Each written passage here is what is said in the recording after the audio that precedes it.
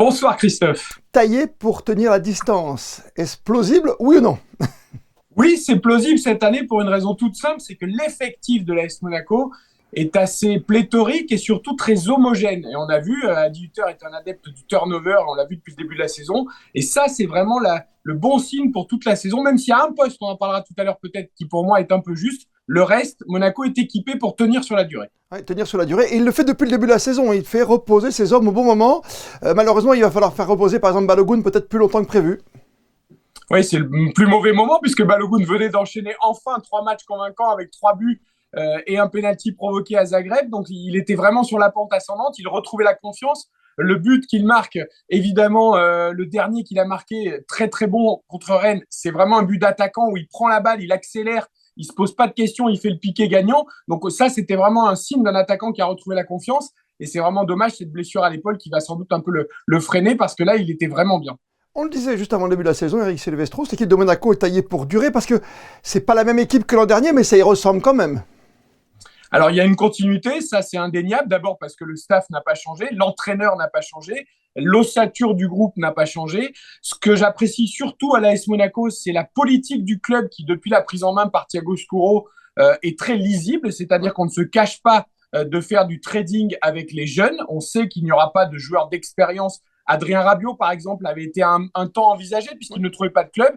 Mais ça rentre pas dans la politique du club, c'est trop cher, c'est trop âgé, et donc on mise vraiment sur les jeunes talents. On s'y tient, ça crée quelques dangers évidemment, notamment en termes d'expérience dans les grandes compétitions, mais au moins la politique du club, elle est lisible. On s'est suffisamment renforcé, à part encore une fois pour moi le poste autour de Zakaria pose quand même question. Si Zakaria, le capitaine, se blesse au milieu de terrain, j'ai peur que ce soit un peu juste avec Magassa, Camara et Golovin qui, on le sait, peut reculer à ce poste. Mais Zakaria est vraiment indispensable. Pour moi, c'est la seule pièce maîtresse qui ne doit surtout pas se blesser. Sinon, pour le reste, Monaco est vraiment armé avec cette politique de continuité, cette politique de jeunesse, cette politique où tout le monde a à peu près le même niveau. C'est Elias Benseguir qui disait avant le match à Rennes, à l'entraînement, c'est extrêmement serré. Oui. Et donc, pour gagner sa place, tout le monde peut jouer et ça, c'est vraiment bien. Et vous avez cité un joueur, on vient d'en parler déjà par 2 fois, c'est Ben Seguir, qui va partir en sélection marocaine, qui est encore le grand artisan de la victoire, passe décisive. Et on marque beaucoup en plus sur coup de pied arrêté, on l'a vu Kerrer sur le corner. Hein. Oui, on avait dit qu'Arsenal, c'était la grande spécialité, qu'il fallait faire très attention pour le PSG en Ligue des Champions. Et Arsenal a encore fait mal sur coup de pied arrêté. Mais c'est aussi le cas de Monaco depuis le début de l'année. 4 buts déjà inscrits sur coup de pied arrêté. On l'avait vu notamment avec Kerrer déjà face à la JOCR. Donc ça travaille très très bien pour l'instant du côté de l'AS Monaco sur coup de pied arrêté. Et puis Elias Benseguir, bah voilà, c'est le talent pur. Souvenez-vous, l'année dernière, il n'avait pas pu enchaîner les matchs parce qu'il avait été souvent blessé. Mais Adi Hütter avait déjà dit de lui que le plus gros talent qu'il avait décelé à l'AS Monaco, et il le disait déjà la saison dernière, c'était Elias Benseguir, alors qu'Akliouche était en train de complètement exploser. Les deux sont très forts, en plus dans 2 styles un petit peu différents, plus provocateurs, plus dribbleurs pour Benseguir, peut-être plus fin techniquement, plus dans la passe et aussi dans le geste décisif pour Akliouche. Donc Monaco a vraiment 2 pépites de ce côté-là, et de pouvoir jongler tout ça avec en plus des Minamino, des Golovin, Oui, des quand même. Balogun, des Mbolo devant, c'est un potentiel offensif évidemment très intéressant. Et j'enlève pas Lamine Camara, qu'il faut pas limiter à un rôle de milieu défensif Oui, avec qui a marqué Zakaria l'autre jour parce en que plus, oui. c'est un joueur qui se projette énormément et qui a vraiment aussi de grandes qualités offensives. 2 choses encore pour conclure avec Silvestro. 9 matchs, on l'a dit, depuis le début de la saison, toutes compétitions confondues, 7 victoires, 2 nuls, ça fonctionne bien. Du jamais vu depuis 1960, une année du titre hein, pour Monaco, cette année du centenaire.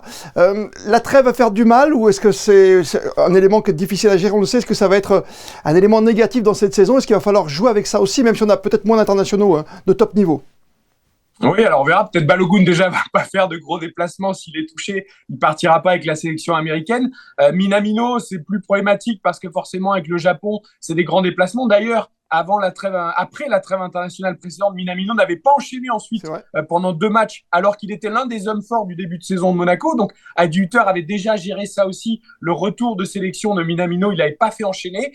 Il y a de quoi faire à Monaco, encore une fois, même s'il y a beaucoup d'internationaux.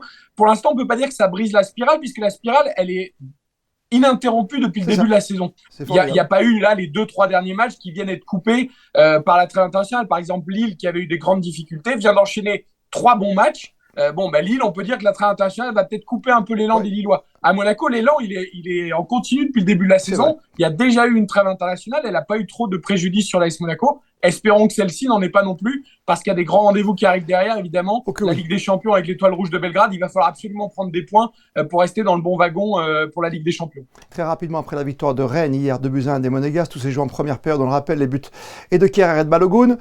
Le match référence, y en a-t-il déjà un? Est-ce que c'est le Barça, même à 11 contre 10? Est-ce que c'est la remontée sous la pluie 2-0 à Zagreb pour arriver à 2-2? Ou est-ce que c'est Camara à la fin, et ce match du centenaire et cette victoire à l'arraché face à Montpellier? Votre réponse?